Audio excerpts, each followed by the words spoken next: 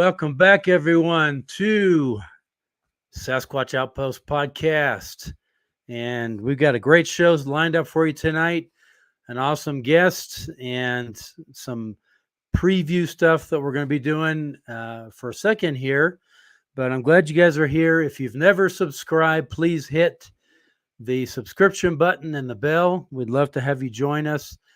I didn't look recently to see if we got over 4,000. Are we over 4,000, Stephanie? On our, yeah, we passed 4,000. Awesome. So keep on telling your friends, keep on subscribing, and thank you, Patricia, as always. Love the fact that you put a sticker up there every day. First time podcaster. Wow, this is great. Hopefully you'll enjoy tonight. So there's a few things I wanted to go over, and Steph, you can throw up that first PowerPoint. So on the 19th, I'm going to be doing a cave talk at the Sasquatch Outpost in the cave room, and you can purchase the tickets online, or you can just show up and pay cash, however you'd like to do it. That is going to be the 19th. There's a few people signed up, but not a lot. I may be coming dressed in my full Old West gear because I'm going to be robbing trains in Georgetown all day long and then coming back for the cave talk. So we'll see if I have enough time to change before I come to the cave talk or not. Too bad I'm not playing a game of poker. Anytime I'm wearing my Old West gear, I always win playing poker. So anyway, that's something coming up for this Saturday, if anyone's interested. And let's see, what do we got next? This is something I wanted to promote. So Dave Pilates and Joe Hauser are putting on together Montana Con 2023. And it's a kind of following the theme of the Mile High Mystery conferences that we used to do together, and that we stopped when Dave moved up to Montana. But they're going to do one up there the 7th and 8th of October. 7th is unfortunately sold out, but the 8th, the main day of the conference, is still open. The speakers will be Dave, Joe Hauser, Scott Nelson, who you'll hear from shortly, Ron Moorhead, Jonathan Redbird Dover, Tom Powell, and yours truly. And I will be actually emceeing the whole event and speaking as well on that first night, the 7th. You can go to Dave's website to purchase tickets. I don't think they have a website designated for the event, but go to Dave's site and you will see where you can purchase a ticket for the event. You'll have to get up to Montana, but I encourage you to do it. It's going to be a great time. And here's the poster for the event. Geez, I'm not sure if I can increase that. Don't know if we can, but yeah, it's going to cover all kinds of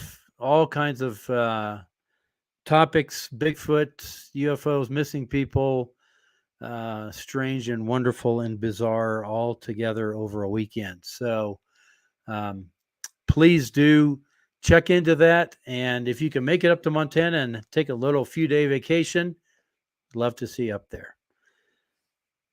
All right, let's see what we got next. So investigations. Now I've not talked about this, but I do them.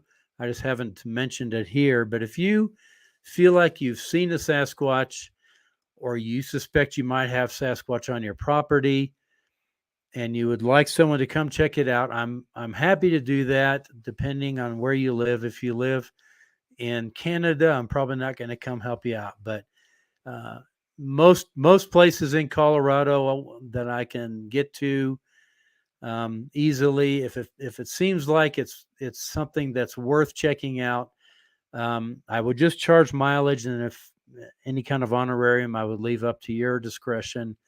But I'll give you my honest opinion about what it is. If you've just found a track or two, honestly, it's not worth probably having anyone come. But if you've been having recurring events happening at the at your location or wherever you had your sighting, and you'd like to go with someone, which is typically what I do. I would meet you at the location and go with you to check it out, and I'll tell you what I think and what we find. So, okay, just to put that out there. Now, podcast update. Last time we were talking about infrasound, and my good friend John Warren found an app called Redvox that you can record infrasound on your phone. So, John, thank you. I appreciate you following up on that, and I wanted to pass that on to the rest of you. I've downloaded it. I've not tried it. I need to get out in the woods and see if I can get Sasquatch to yell at me and record it and see what I get on this app. But I thought that was cool that John immediately showed me an app where you can record infrasound. We've come a long way with our technology. So that's something for you guys to check into. Now a little fun, some giveaways. Back up one here quick, Steph. I don't want to give this away too quick. So I've got 2 different questions and 2 different giveaways. Now, no cheating, no Googling, any of this. I have supernatural powers to know if you are checking Google for your answer. And if you are disqualified. So I'm going to put the question up there. The first one to answer the question correctly in the chat. And I should have given Steph the correct answers before. Hold on a second. Let me do a private chat to Stephanie. Let's see. How do I do this, Steph? Stephanie, send me a private chat and I'll give you the 2 answers here. Okay. So let me do this. This is top secret.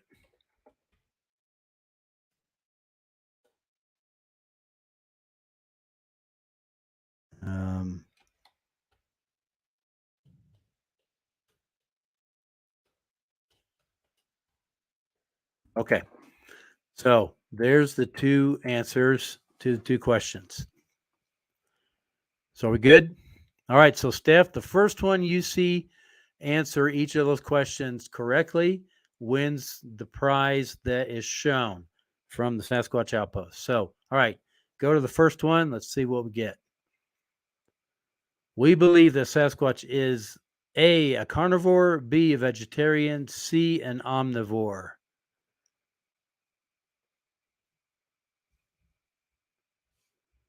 And you tell me who gets it right, Steph. Okay, who got it? You can type their name to me there.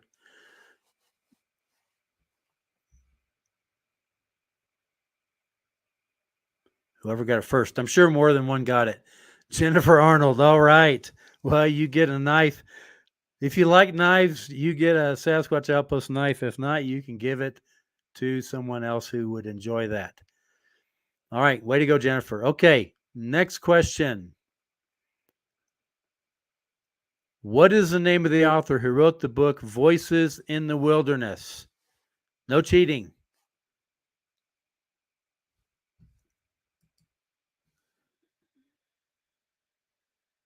Okay, I'm looking at the answers too here. Let's see.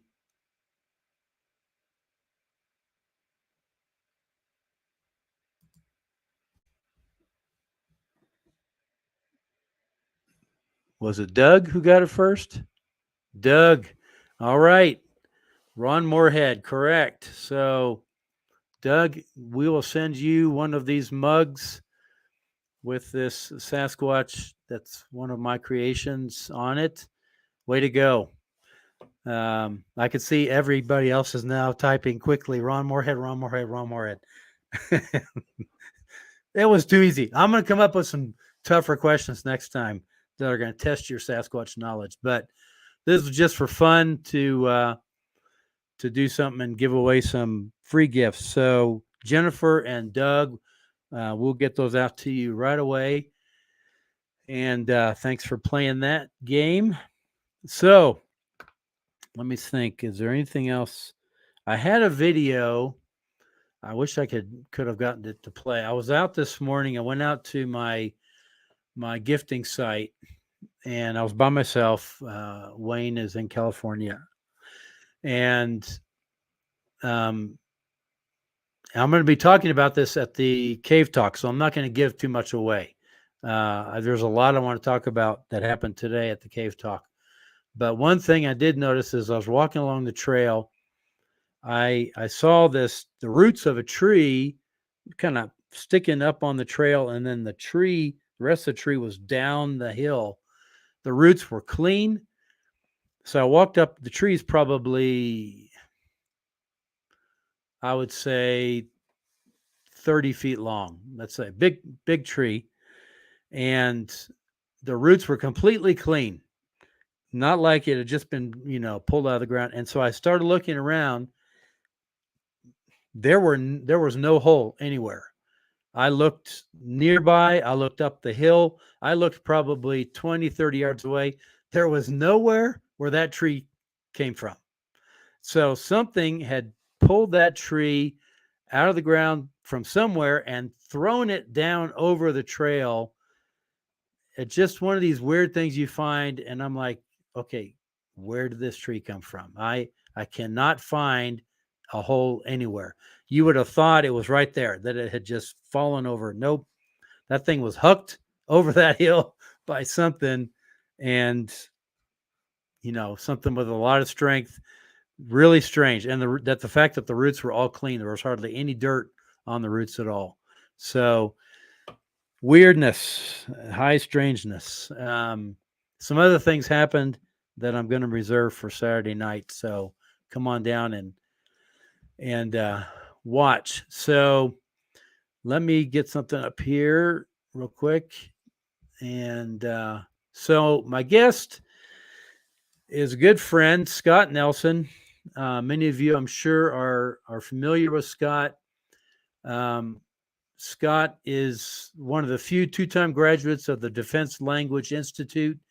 He served 20 years in the U.S. Navy as a cryptological technician interpreter, a crypto-linguist in Russian, Spanish, and Persian, during which time he conducted the collection, transcription, and analysis of hundreds of hours of human voice on tape.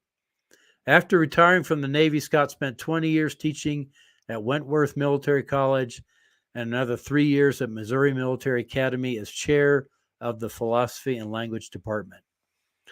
Peripheral to his teaching career, in 2008, Scott stumbled upon the Sierra Sounds, which he now calls the Barry Moorhead tapes, in which he recognized that the creatures were speaking a complex, human-like language. And Scott has done a phenomenal job of creating the Sasquatch phonetic alphabet and then transcribing these words and phrases that the Sasquatch are speaking. So just after our quick little segment here we have to play before our guest, we'll bring Scott in. Here we go.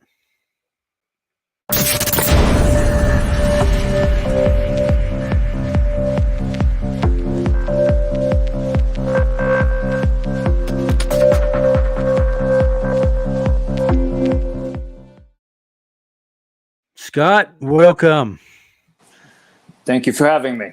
I can't imagine. Good to see you, Jim. Anything, you too. I can't imagine anything that you would say that would be a problem for the Untold Radio Network. Well, don't assume that. Don't assume that. The last time we were together was at the Pikes Peak Paranormal Conference, and yes.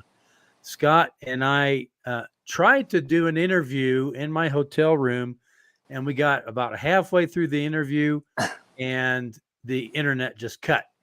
So I hope that we're not going to have this happen today. It was the ghosts.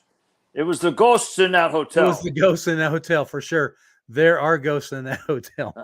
I didn't see them, but tell them what happened to your son, Steve, on that first night that you guys were there. Oh, he had 3 o'clock in the morning, weirdly, that's the, the ghostly hour. Bewitching hour, yeah.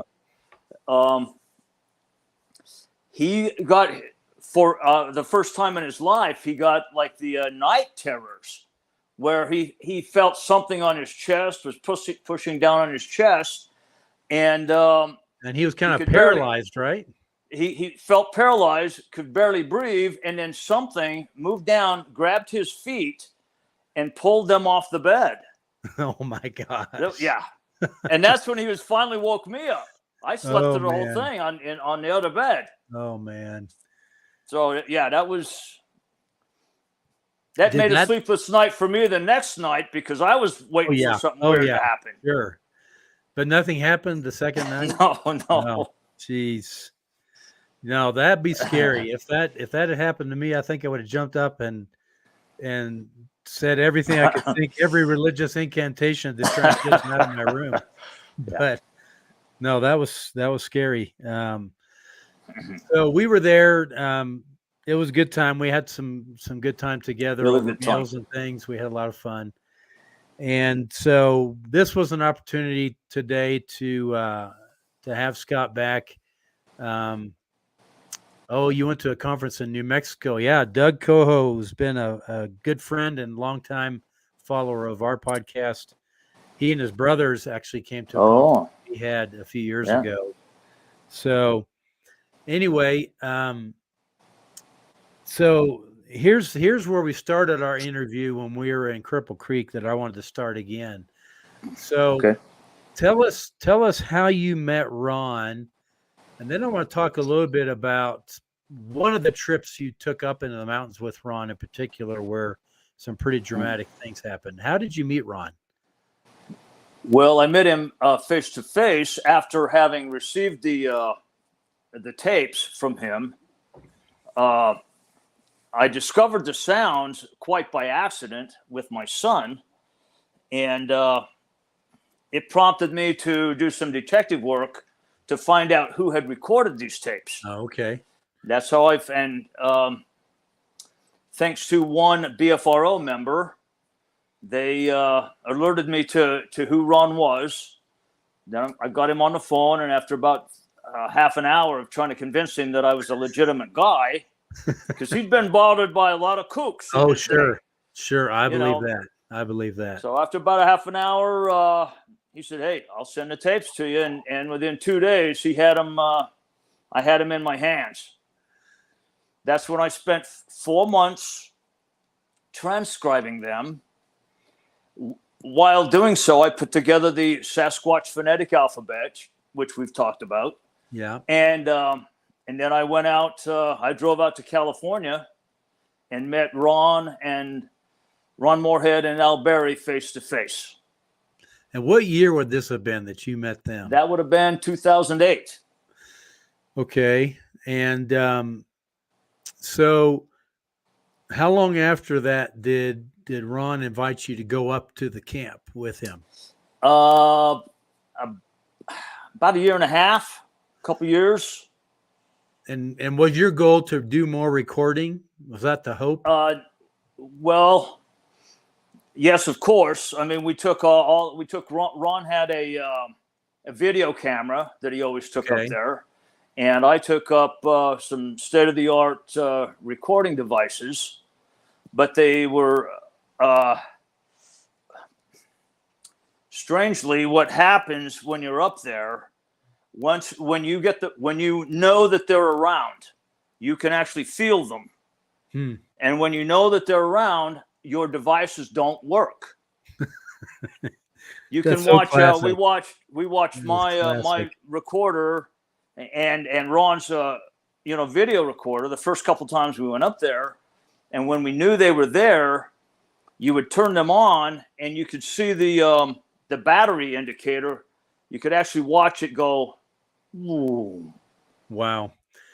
Within seconds. So there was no way to record. No. And we took up buku supply of lithium batteries with us to make sure that didn't happen. But it didn't matter. Whatever batteries we put in there were immediately drained. And did that happen every time that you tried to go up there and Every do that? time. Wow. Well, every time. Well, what happens is when sometimes you get up there and you realize they're not around. There's absolutely no feeling whatsoever, and it's just because all the birds are chirping, and you hear sounds of the forest and things like that, and hey, Ron, I don't think they're here this time. And we would wait for days, and we would turn on my recorder because Ron, after the first couple times up there, Ron decided he wasn't even going to bother taking the video recorder anymore. So we would turn on my recorder, and it would go for days. The batteries would last for days when they weren't around. That's interesting. And so how in the world did they get the recordings that they did, like hours of recordings? That's a good question. And, we have 90 minutes. 90 minutes of, at least with the 3 tapes that I have, the 2 buried tapes and the Moorhead tapes, we have 90 minutes of it. I believe that what happened that time was what I would call a perfect storm, because you had these group of hunters that had been going up for a decade, I think reaching back into the 50s. And they, and almost from the start, they were having these experiences, but it didn't freak them out.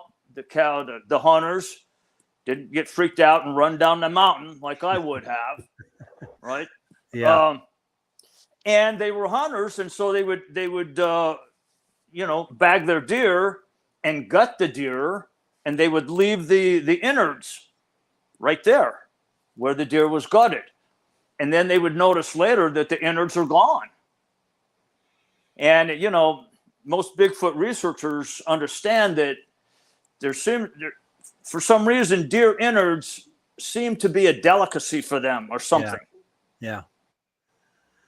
So I think they had developed almost a kind of a symbiotic relationship with the hunters up there. And the night of the first tapes, the hunters had actually, and when Al Berry had taken the big recorder up there, right? It was like a reel-to-reel, wasn't it? I believe so. Yeah. I mean, it was huge. So. Yeah. Yeah. And they had put a big pot of stew on the stove purposely in order to try to draw them in. So I think it was just those 2 nights that this happened, both with Al Berry and with Ron. I think it was just a perfect storm that we were just very lucky to get. How many times did you go up there with Ron in the end? I've been up there 10 times with Ron. 10 times. Hey, let's show a few of these pictures. These are from fun pictures of Scott going up with his son on one of these. Oh, here's what I call the Vista picture, the classic picture. Oh, yes. That is actually me looking out at the smoke of the forest fires in 2018, which is a scary story in itself. Yeah. We got down there 2 days before the entire area, including the entire Sierra camp, was engulfed in flames. So it was coming towards you. Weirdly, no. It was caused by what the Forest Service said was 3 lightning strikes that just happened to be at a strategic point from where the wind would have brought those flames up the mountain, up to the site. Did you guys have to evacuate at that point? No. Well, luckily we had it already planned out. We were going to leave. We left at our regular time, but we were worried the whole time. Me especially. I had my son up there, Steven. Yeah, sure. And you have to get out. You have to get out on foot. So. Oh yeah, I knew that if those fires had come anywhere near us, the whole mountain would go up, and we would have no chance. Yeah.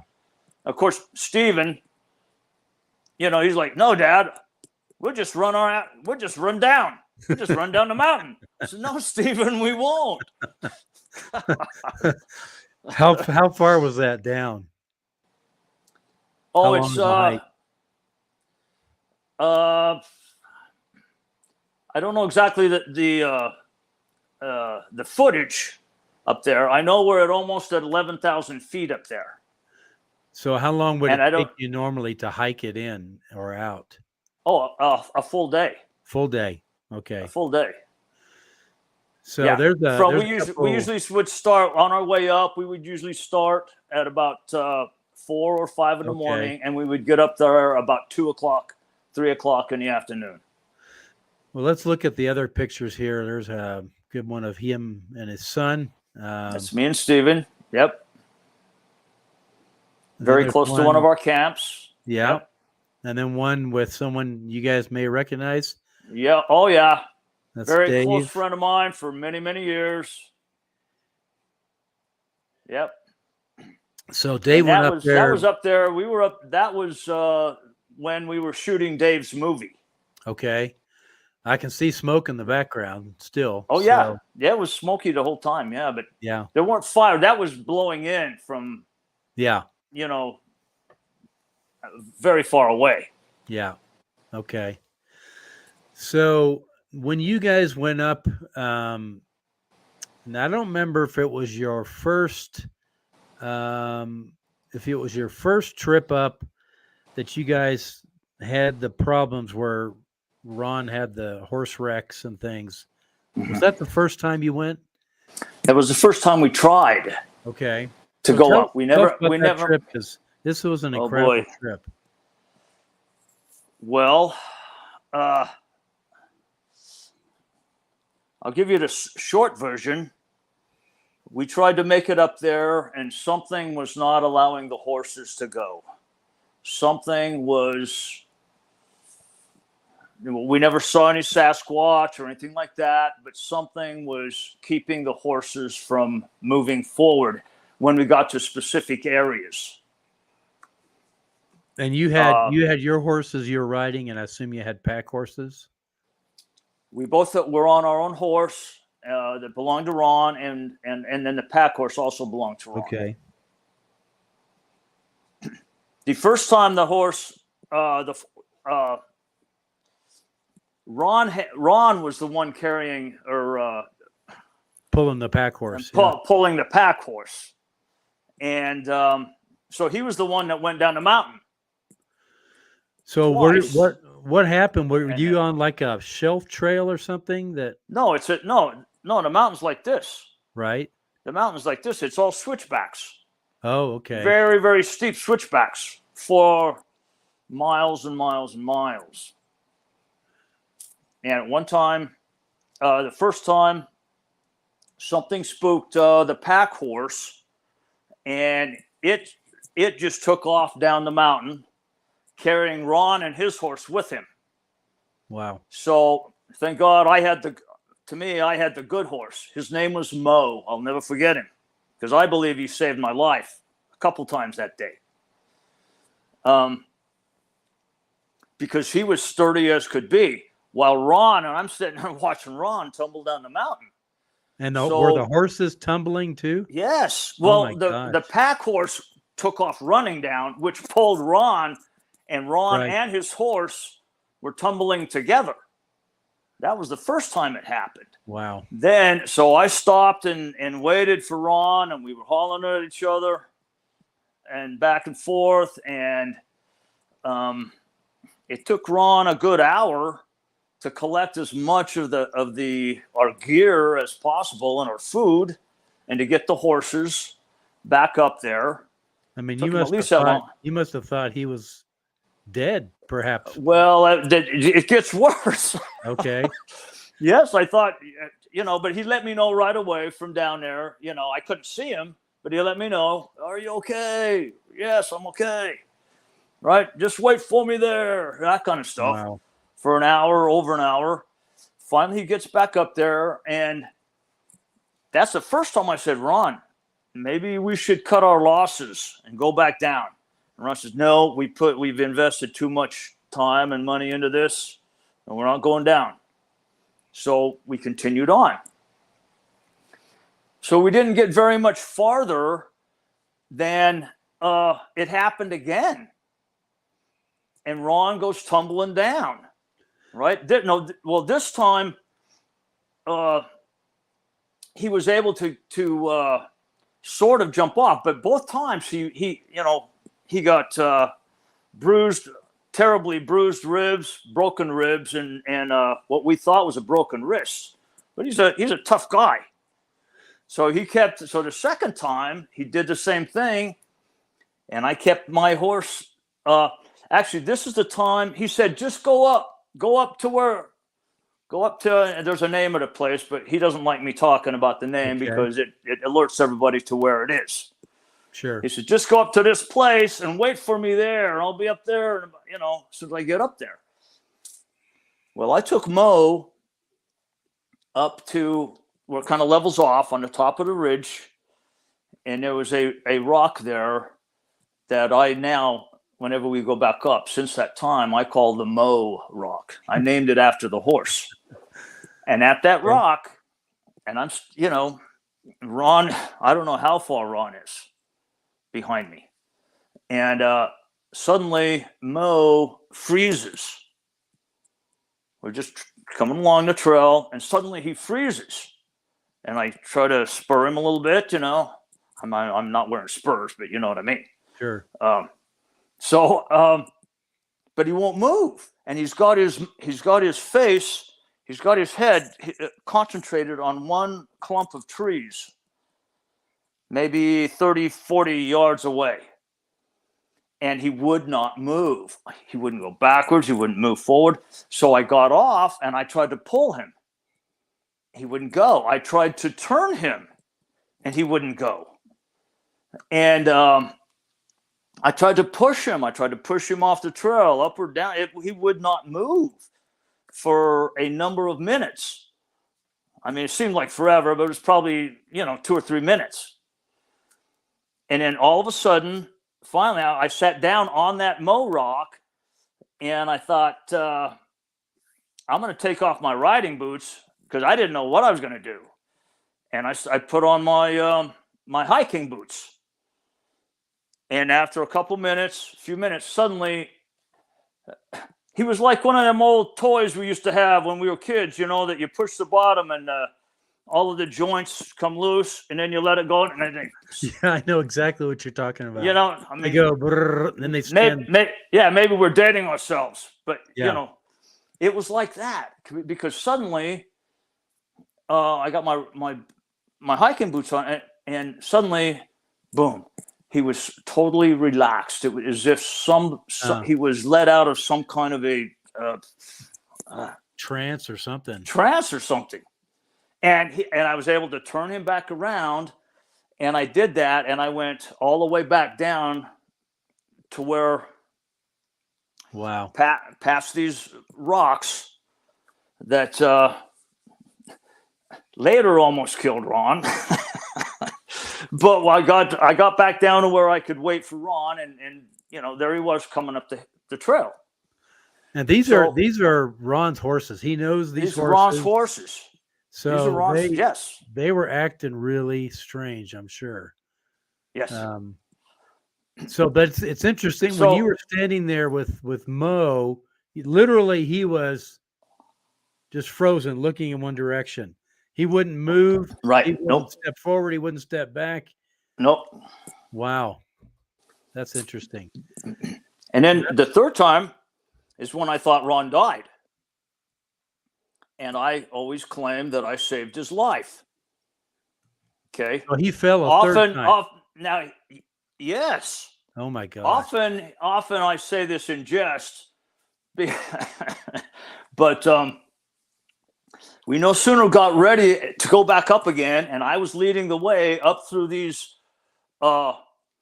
granite rocks, which Dave Paulides talks about a lot. Yep.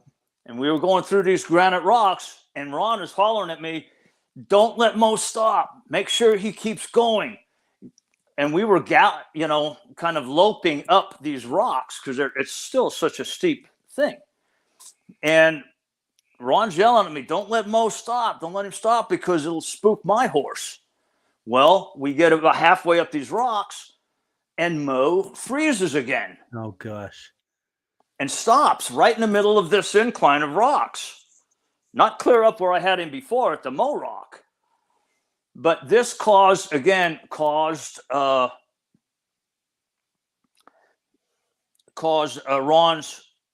both the pack horse and Ron's horse to just turn around and book down the trail. And Ron knew he was a goner. He was already beat up so bad. He knew he was a goner if he didn't get out of there. And he couldn't, he did his best. He couldn't try it. Finally, he couldn't get his boots out of the saddle. And finally, his horse bucked him straight up in the air. Oh, my gosh. Somehow he got off. And from my perspective, I'm looking down, almost straight down, because that's the steepness of the hill. And Ron flies up, and I swear to God, it was 20 feet in the air. Now, Ron teases me and saying, Scott, that height gets bigger every time you tell the story. I said, damn right, it was 30 feet to me, Ron. You were 80 feet up there, man. And he fell down between these two rocks, but that's when I thought, excuse my, I got to be careful with my Navy talk here. I thought he was dead. I thought he was effing dead. So I got off of Mo and I run down there. I goes, Ron, and he's not moving. I got up to him and this is how my mind's racing. I have no idea what to do. Yeah, what am I going to do? The only thing I could think of, all I could think of is getting down that mountain as fast as I could. And I was out, and the sun was going down. Sun was already starting to go down. Jeez. And so I run up to him and goes, Ron. And he was not moving. And I goes, Ron, if you can hear me, I'm going to go down the mountain as fast as I can, and I'll bring help. And I took about one step, and I feel this. He grabs my arm and says, you're not leaving me on this mountain. My God. You got to help me.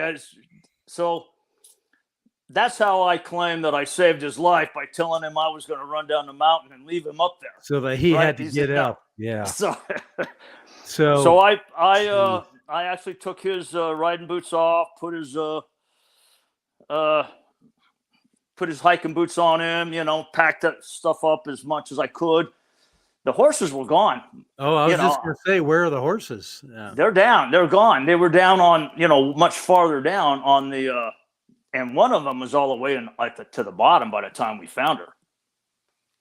And so you had to go back now and get the horses and come back up again. No. I helped Ron stumble down that mountain, arm in arm, all the way down that mountain, and leading Mo behind us. Wow. So, yeah. And so there was no thought of even going forward. That was done. No.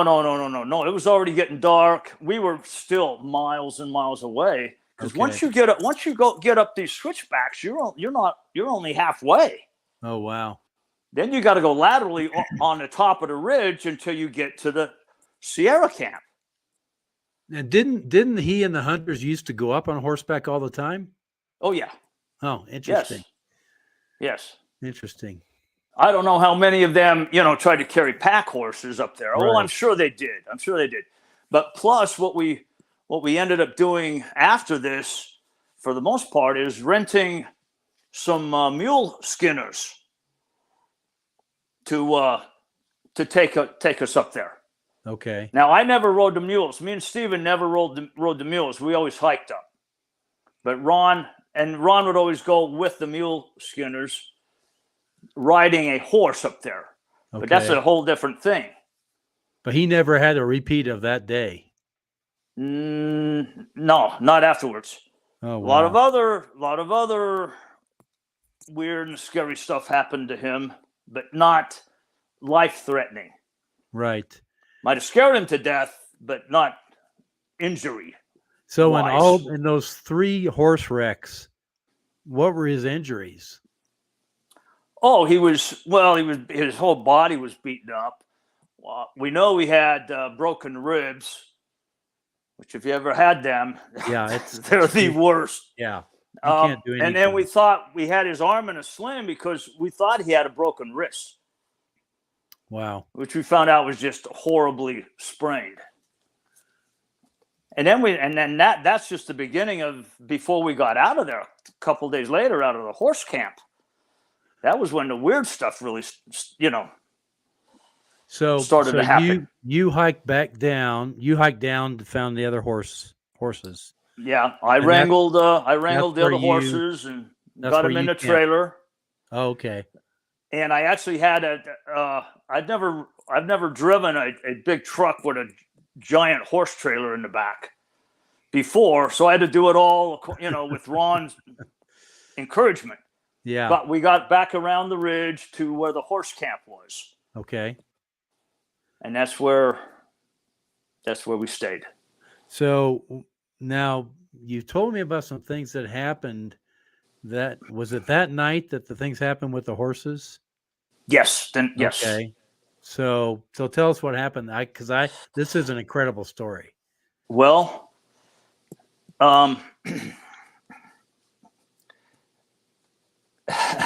Ron was so beat up, and thank God we'd found some people down, not in a horse camp. There was a California state campground way down the road, because up at the horse camp there was nobody.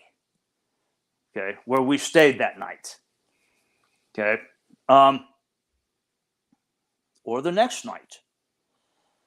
But that night, what I was going to say is that we luckily at the campground, we made it known to a couple people that how injured he was, and one of the guys gave Ron a couple of Vicodins, painkillers, and thank God, or I don't know how he wouldn't have slept. That's for sure. Oh boy, no. So anyway, we're in we got in the tent. He's on the one side, and we're pushed up against. It's a pretty small tent. Yeah. Pushed up against the eaves of the tent, right? And he slept like a baby, right? And then when the sun was barely rising, it was barely getting light outside. I woke up and sort of sat up on my mattress, and I was sitting there, and I heard very clearly from about, because the tent windows are open. I mean, as far as the screens. Yeah. And probably 20 yards to my right, I hear a female voice say, "Scott." Oh my gosh. And pronounce my name perfectly clearly. And that's what woke Ron up. He said, "What was that?" I said, "I don't know, Ron, but there's some." But there was no one else there. Somebody's out there. No, there were no other horse trailers. No people. Okay. No. And Ron's daughter and his ex-wife and granddaughter were coming up, but they weren't there yet. They weren't there yet. So Ron started to try to sit up. He goes, "Was that Rhonda?" And I goes, "No, there's not." He said, "Did you see car lights?" I said, "No, no way. There's nothing." Now later, because you go into these modes, are like, how could that possibly have happened? Could it somehow know my name? No. What we finally realized is the day previous, up there, and we're trying to keep ourselves located. He's halfway down the mountain. I'm on top, waiting for him to get back up there. So all day long, we're shouting each other's names. Ron! Because, when I don't hear from him for, half an hour, you know, Ron, you okay? Ron, he's going, or Scott, stay there, or go up further and wait for me. So we realized that our names were being shouted back and forth all day long the previous day. Interesting. And it was then that Ron said, okay, you better go check on the horses. And he wasn't moving. He says, I says, yeah, you're right, man. Let me go check on the horses. And you hadn't heard anything from the horses? No noise? No sound, no whatsoever. And I didn't sleep that soundly that night. I didn't have any Vicodin. Yeah. You know. Too bad. Too bad. At that point, I could probably, just the soreness of the day, I could have used some, but no. So I got up, and we had picketed the horses on 3 tethers. Okay. Between 4 trees to make kind of a U shape, to where they would have room to go up and down the tether, the picket, and eat, because all of the horses were beat the hell up. Oh yeah, for sure. They were bleeding, scratches and cuts and bruises and bleeding. I felt so bad. So I no sooner got out of the tent and I looked down. It was probably 25, 30 yards away was where we picketed them, where there was a grassy area. And I see Mo, the horse I was on. I see Mo laying on his back. And all I could see is a lump of brown horse with all 4 legs stuck straight in the air. This is the craziest story. Growing up with horses, the only time I ever saw a horse laying on its back with its legs straight in the air was when it was dead. And it had fallen into an irrigation ditch and could not get out. And it was bloated and it was rigor mortis. Yeah, absolutely. So the first, I didn't even move. I saw that immediately. I turned. I said, "Ron, Mo's dead." He goes, "What?" I goes, "Ron, Mo is dead." And I started, and by God, it took Ron about 3 seconds to get up off that poor guy, off that bunk and come out and stumble out there with me. And what we found is one of the horses was completely gone, and it had been tethered with a thumb clasp, latch. a thumb latch clasp. Yeah. So whatever let those horses off had unlatched it. Had to have, and we looked around because who would let the horse off, right? And we looked at it, there is nobody. So we grabbed the scary part about with Mo is he between the 2 trees that he was tethered on, right? There was just enough space for his body to fit in there lengthwise. And something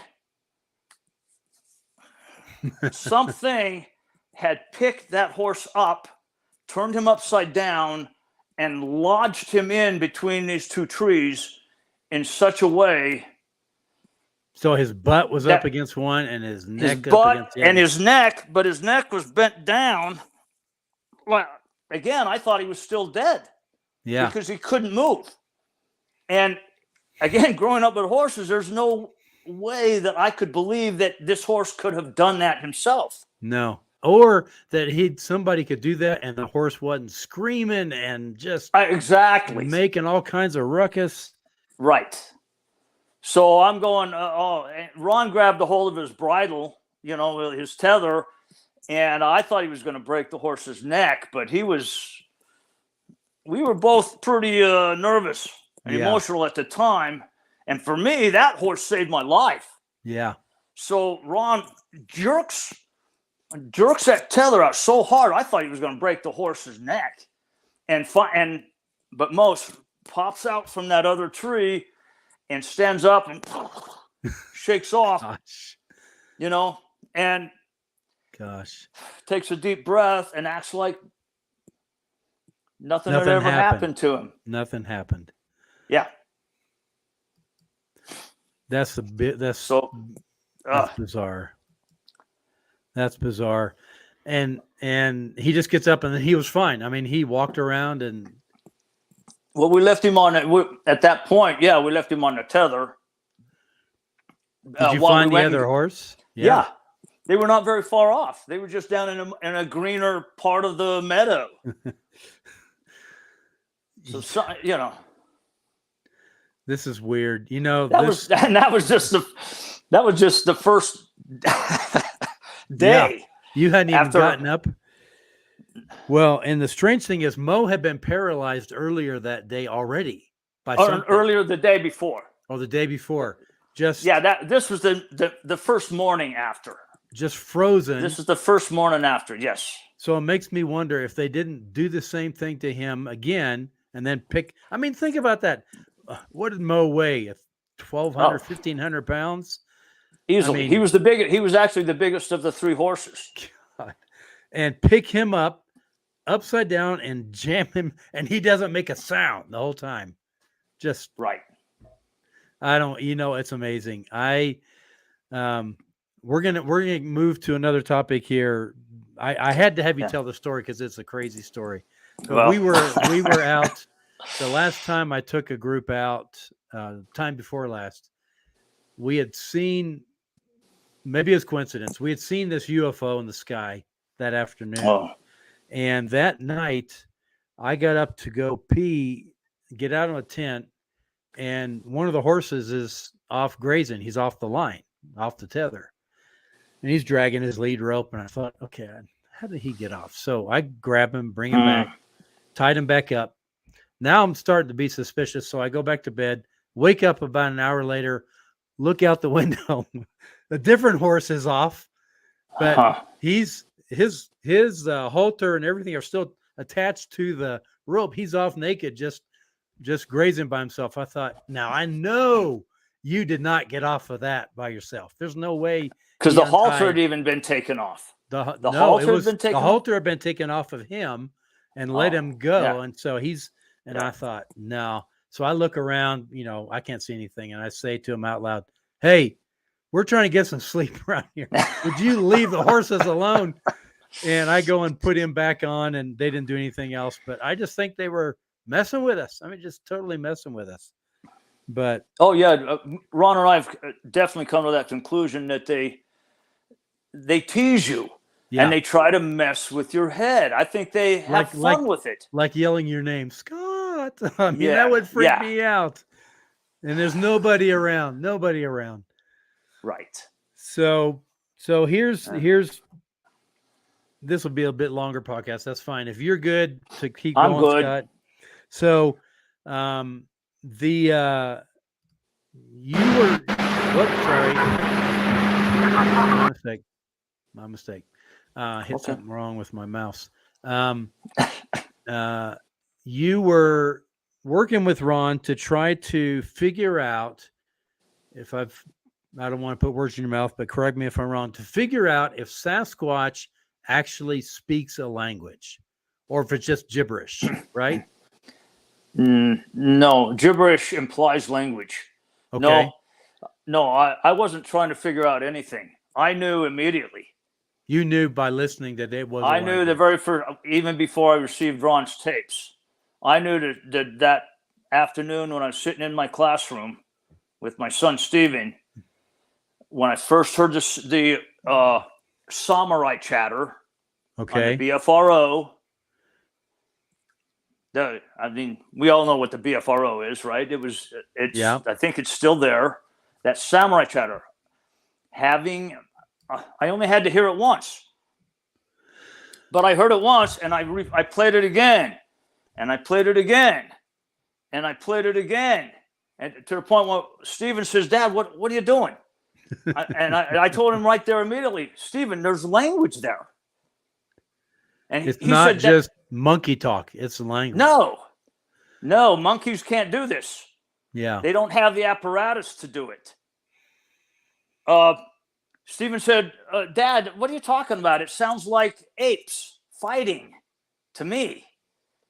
And that's what I told him. I said, Stevie, we have to get a hold of these tapes and slow it down. Yeah. Like Dad used to do in the Navy. And that's what I did. No, as far as knowing that it was a language, I knew immediately. As well as two other things. I knew it instantly, first off, that it was a language and that it was not a human being the way we define human beings now. Okay. Because I don't know anybody that had at that point or even now has listened to more of the human voice on tape than I did in my Navy career. Mm-hmm. I knew it was not a human. So you knew human and you knew this was not human. This is not a human, but it's speaking a language. Okay. And the third thing I knew was that it was not fake. Okay. Well, I could go on and give you all the reasons that I know those three things. But we've got a bit of an excerpt for those who've never heard this before. I wanted you to hear just a little bit of what Scott was listening to and what Ron and Al Berry recorded way back in the Sierra Nevadas in the 70s. So let's just play that for a bit here from the actually not that one. Let's play the other one that's on the there we go. And we'll have to fast forward here a bit till we get to the language. That's interesting. Should be hearing it. Okay. Let me see what's going on. Okay, here we go.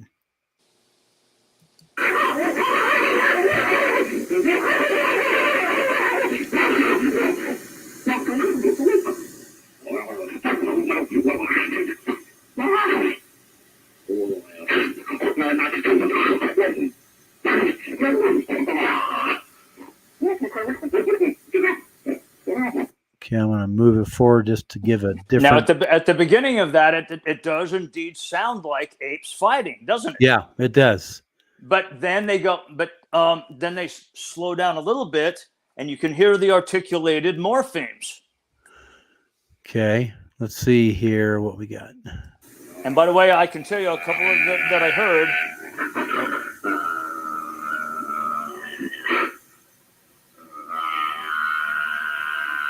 Oh.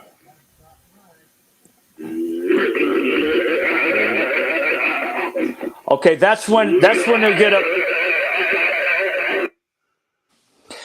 Some of that may not be linguistic. That essentially amounts to what we call ululation. Okay. Where and it sounds like the big male is just getting so mad and frustrated. He's just going like humans can. Yeah. Can become that. Right. So or whatever that would it'd be what we would call ululation. Now it could have some linguistic meaning, but it's not articulated morphemes like the rest is. Let's see if we can get some more of the morphemes. Let's see. And by the way, the first little clip or the first little part there was I heard two morpheme streams. One was mea cabla.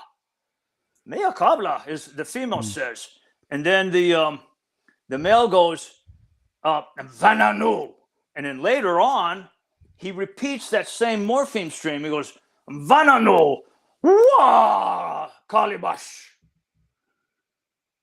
Very clearly articulated linguistic morphemes and conversational turns taking place between the male and the female.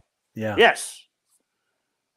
Let's see what this one is, where we are now. We're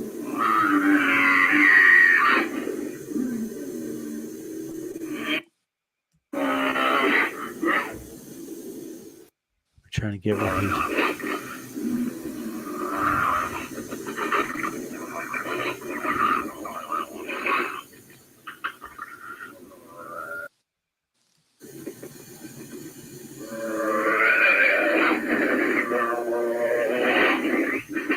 Yeah, they're making sounds that humans can't make. The what I refer to as a concession snarl sometimes, or a terminal snarl, Okay. which is that's what I call a concession snarl, and it's often vocalized when I believe they either want to just let you know that they're there, or I think in some instances, because I've heard that 12 times. My son's heard it 4 or 5 times, right, when we're out there. And Ron's heard it, I don't know how many times. But it's a, right? And sometimes I think it's just, we're out there trying so hard to get any reaction from them at all. And sometimes I think they do it just to go, let's give them a little something, Right? Yeah. Just a frustrated expression. So you listen to this. There's 90 minutes of these recordings, correct? Yes, correct. And that's why it took me 4 months. Yeah, it took exactly. me 4 months to transcribe them. We can take that one down for now, Steph. And so what you came up with was the phonetic alphabet, which we can throw that up there. This is just a sample. Okay. So explain to us what we're looking at here. These are the individual phonemes that we call them, single sounds, okay, that are evident in the Barry Moorhead tapes. Okay. And these are what I used in the transcription. Okay, so and it's based on the NATO transliteration alphabet, which is what I had worked with for 20 years. And it's very easy to read. I've gotten a lot of, criticism from, PhDs and linguistic specialists, right? So why didn't you transcribe these tapes in the International Phonetic Alphabet? It's because it's unreadable. Interesting. It's unreadable. Even PhDs in linguistics would have to consult charts to be able to. It's impossible to read. I created the what I call the SPA, the Sasquatch Phonetic Alphabet. That was in 2010. It's been since revised, but I created this for the field researchers, so that if they're out in the woods and they hear a morpheme stream or any kind of linguistic, even if they don't get it on tape, they can write it down using this and write down exactly what they heard, so that we can standardize it all. Yeah. That's where, real research and discovery begins. Well, imagine if every researcher around the country who hears vocalizations and is able to record them could transcribe them this way. We'd be light years ahead. We might actually begin to figure out what they're saying, what the words mean and things. Well, it would be hard unless, and this was always Ron's mantra to me. Scott, what were they trying to say to me? So I said, Ron, for 15 years now, longer than that, I've been telling Ron, we won't know what they're saying until we can sit down, have tea with them, and ask them, what did you mean by this? Right? Exactly. Because you have to have, with what is called it's a complete unknown language. Yeah.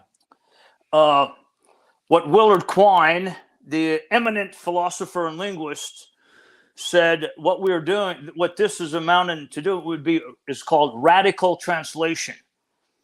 You cannot translate a language if there is no reference to it. If there's no reference to what it's related to or anything. So I had to, for years and years, I've been telling Ron,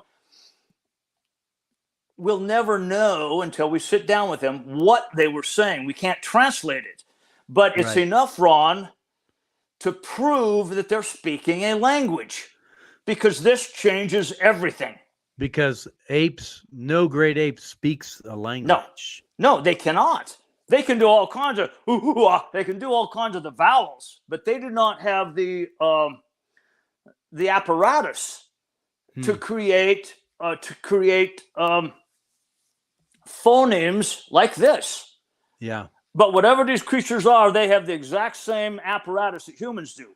The tracheal tree, the vocal cavity, the tongue, the teeth, the lips. To create a language, to speak a language. To create a language by the human definition of it. Now, hell, dogs communicate. Right. Dogs have a language. Whales, tigers, you name it, elephants, they all have language, but not articulated in the way that humans do. Right. The well, there was a question. Let's throw that question back up real quick. Do you think tongue clicks are being mistaken as tree knocks at times? No, because we hear tongue clicks in the language, the recorded language, and I've heard tree knocks, and they sound completely different. Okay. I think there might be for even as big as they are, and as massive as the sounds are that they make with their tongue and everything else, it doesn't compare to a tree knock. Now, I don't think they're tree knocks. We just call them that because that's what they sound like. I think they're doing something else. Like they have massive hands. I think they might be just making humans can do that. Make a pretty or even, loud. Even with your hands, like. Oh yeah. So. Or, as apes do, beat their chest in such a way that it resounds through the forest. Yeah. Yeah. That's what I think's happening, but Well, this was a good point that this person just made. To be able to say your name means they can speak like we speak. Oh, I think they can mimic as well. I think they can. In other words, I don't necessarily think that female that called my name out was necessarily a female. Human males can sound like a female. Human females can sound like a male. So, but I think we've heard them make so many different sounds that are not human or even animalistic. Ron's heard some crazy electronic sounds. Yeah, I've heard things like that. And I've heard metallic banging when there's no metal around and things like that. Yes, that's what I mean.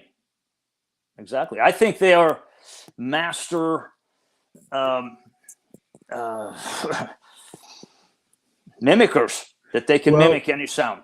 There's the story, which I'm sure you're familiar with of the Carter family and how Janice's grandfather, apparently, according to the story, learned rudimentary communication with Fox, where Fox could speak some English and the grandfather could speak Sasquatch at a rudimentary level. What do you think about that? You think that's possible? Yes. I mean, I can speak the Sasquatch sounds off of the transcripts, but I would not sound like a Sasquatch. Yeah. It's not like somebody could record me and speed it up and go, oh, yeah, there's a Sasquatch. It's actually Scott making all these sounds. No. But, language, that's one of the primary characteristics of language is that it is learnable. Interesting. As defined by Brown University, who are the top when it comes to language. Okay. Yeah, if you guys have never listened to the Sierra Sounds, they're widely available online for free to listen to, and that what we were just playing, you can find and play. You can find snippets of it. I mean, you can't snippets, yeah, yeah, and that's all you need. That's all you need to know that to realize what's going on here. And there's some where Ron, the Sasquatch is making a sound and Ron is imitating them, so it's the opposite. And the Sasquatch actually slowed down their speech for Ron, didn't they? I believe so. They slowed their voice down for some reason, and I believe they were trying to communicate on a rudimentary level with Ron and Bill. Yeah, who was up there with him, Bill McDowell. Because, and the reason I say that is because they're speaking much slower when I believe they were trying to speak to the humans, and then when they go back to speaking to each other, the female and the male up there, the prosody speeds up again. The rate of delivery goes, to where again it sounds like coyotes fighting. Yeah, or something. Well, I remember one case in particular when Ron was the Sasquatch. Maybe it was the old man, the one they called the old man. Asks. It sounds like he's asking a question. He goes, "Japaquak," and his voice goes up, and there's a pause, and Ron didn't say anything. He says it again, "Japaquak," and Ron tries to imitate him, and then as soon as Ron says his imitation, the Sasquatch goes off on this rapid fire, blah, blah, blah, blah, blah. And so, and he's almost laughing at Ron. Sounds like he's laughing at him. Did they ever laugh in those recordings? Because I've heard them laugh. I believe so. I believe there's a very clear spot on the Berry tape in the first 7 minutes where I believe in my presentation, which you've seen plenty of times, that I often play that, and I say that this sounds like it's a big old dad making a joke and then laughing at his own joke. He's making some joke about the hairy little monkeys that are up here trying to talk to us, right? And then he laughs at his own joke. That's what it sounds like. It sounds like yuck, yuck, yuck, yuck, yuck, yuck, yuck. Yeah, we've heard him laugh. Apparently in one case in where we keep our horses, there was a new horse. The Sasquatch came, made a huge noise, scared the horse to death. The horse went running off across the corral to get away. Then there's this pause, and you hear the dogs barking, and then you hear and it's just perfect human laughter, but there were no humans outside. There was no one out there. And so I think he thought it was hilarious that he scared that horse across the corral. And so there's so many things they do that's human-like, speaking, laughing, sense of humor, playing jokes on us, I think they think it's funny when they'll throw rocks near us and we're all, dodging them. They never hit us, but I think they're just playing. They're having fun. Yeah. So, did you ever in those recordings? Did they ever imitate the men? Did they ever say? In Ron steps. No.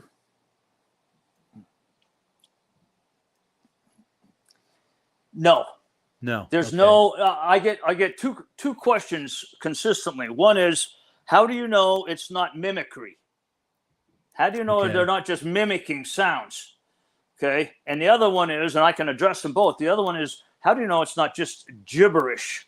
Right. Which you've already mentioned once. Right. Okay. Well, mimicry, there's absolutely no examples anywhere on these tapes of the creatures trying to mimic the humans. Okay. In the first place, they're articulating sounds that they have no reason to mimic the humans unless they were actually trying to communicate with them in some way. But what we do find in probably a dozen instances, especially on Ron's tape, because they were speaking more slowly, Ron is trying to imitate, is mimicking them, the creatures. Yeah. So it's the exact opposite. Yes, they might mimic like he did, when he called out my name. That's a form of mimicry. but it's not like it's not like he's mimicking a sound that I personally made at that moment. Yeah. So, Yeah. and as far as gibberish, now it sounds like, you play the beginning of that one tape, it sounds like apes fighting, right? It sounds, to us, it sounds like gibberish. And then they start with articulating morphemes, okay? What you have to understand about gibberish is that it implies language. Okay, in other words, a speaker must first know that an utterance has specific semantic meaning before he can create an utterance that has no meaning. It's getting into psycholinguistics, I know, but gibberish, in order to produce gibberish, you have to first know what has meaning and what does not. What is gibberish and what is not? Yeah. Correct. Interesting. In other words, we humans, we speak gibberish all the time, but we recognize it as gibberish because we know that it has no meaning. It has no semantic meaning. Right. There was a recording. I'm not going to play it because I get in trouble when I play things like this. But there was a recording when Scott was on Survivor Man with Les Stroud. Oh. And apparently Dave think I've ever. Oh. Dave and Scott were out together, and they heard. Oh, you're talking about sounded Scott. Like Scott Carpenter. Oh, yes. Okay. They heard something yelling, like fighting, arguing in the woods, and they sent that to you. They recorded it. They thought that they were yelling at them, at Scott and Dave, but you said that you thought it was something different. Well, and by the way, yes, God bless you, Scott. I agree. We're going to be greatly missed. Good friend to everyone in the community. Yeah, especially Dave and yourself. But Scott sent me that tape, and it's one of the few submissions out of the dozens and dozens that I've received over the years that I believe is actually legitimate, or at least legitimately the same type of creatures that in the Sierra sounds. And it sounds like teenagers. It sounds like a group of teenagers. They don't sound like a big old gigantic male that we have up on the Sierra camp. It sounds like a group of teenagers partying, but the utterances are not human. And there's one where it goes, one is saying something and the other one goes, oh, dow, dow, dow, dow, dow, dow, dow. Like, very clearly, I mean, that might not sound like language to you, but it is because it's articulated. Okay? Apes cannot make the D sound in the first place. Whatever was on that tape that Scott sent me cannot be produced by a human being. Interesting. But it's not an ape either, by the same token. No, it cannot. It's not an ape. No. Apes can't do anything like any of this. Right. Which is one of the proofs that I refer to your research, Scott, as one of the proofs that Sasquatch cannot just be a great ape, an undiscovered great ape. No, absolutely no. It's not a Gigantopithecus, because we know Gigantopithecus is just a gigantic gorilla. Gorillas do not have the apparatus, and there's no proof whatsoever that Gigantopithecus was bipedal. Right.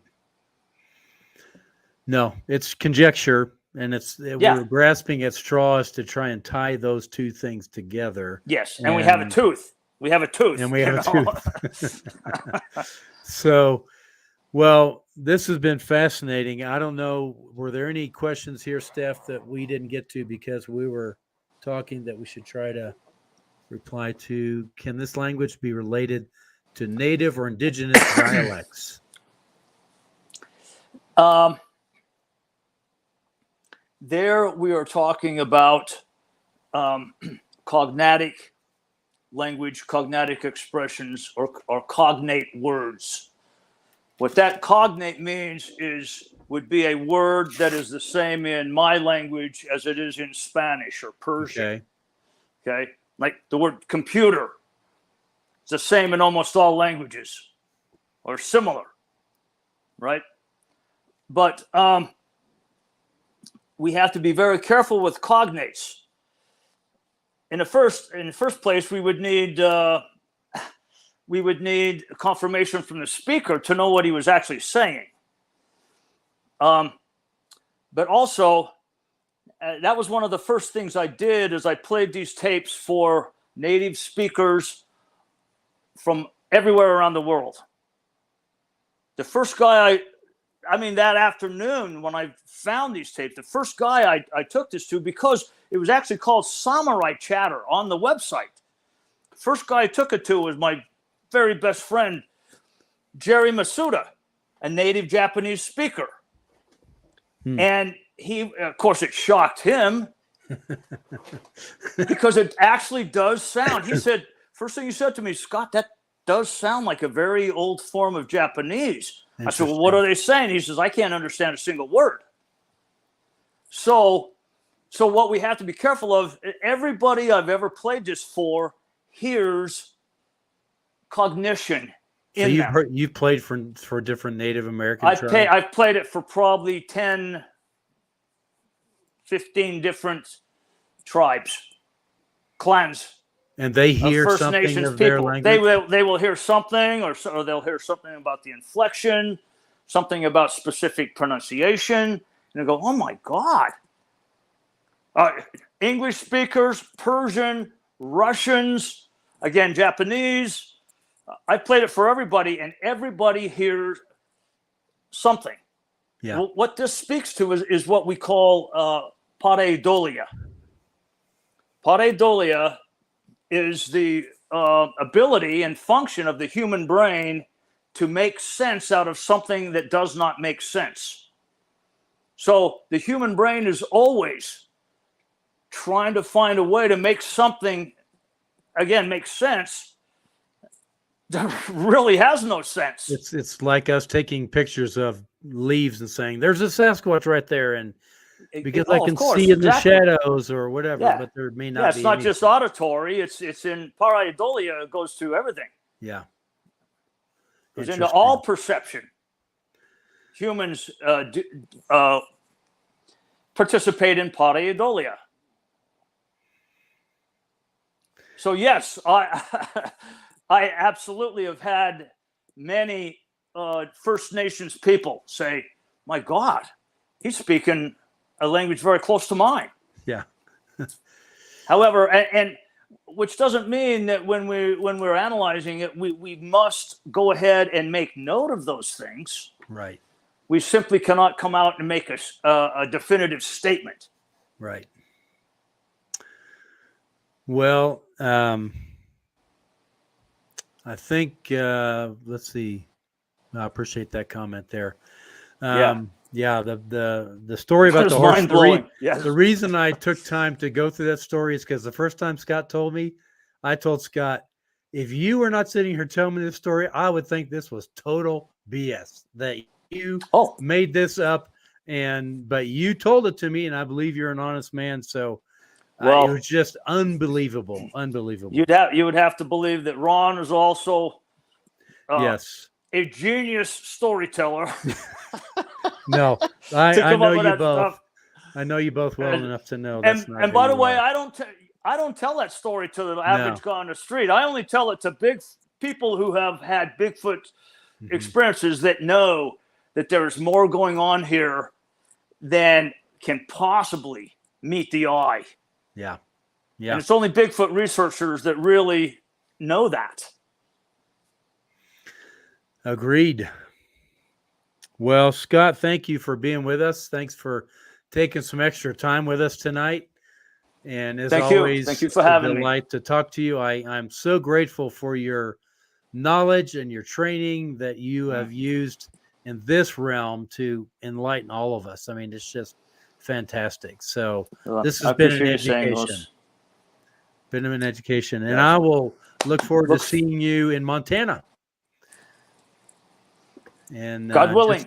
just a few short weeks. Okay. For the rest of you, we will be on next week on our pre-recorded podcast. I'm hoping to find the recording made by a friend named Jim Duggar, who had a face-to-face, literally face-to-face encounter with Sasquatch for about 7 to 8 minutes. Incredible story. If I can't locate that recording, I may have to call Jim and record him again, or whatever we put on for next week. It'll be great. And I will be out looking for Squatch and hoping they're not untying my horses at night. So until then, love you guys. Thank you for being with us, and keep on squatching.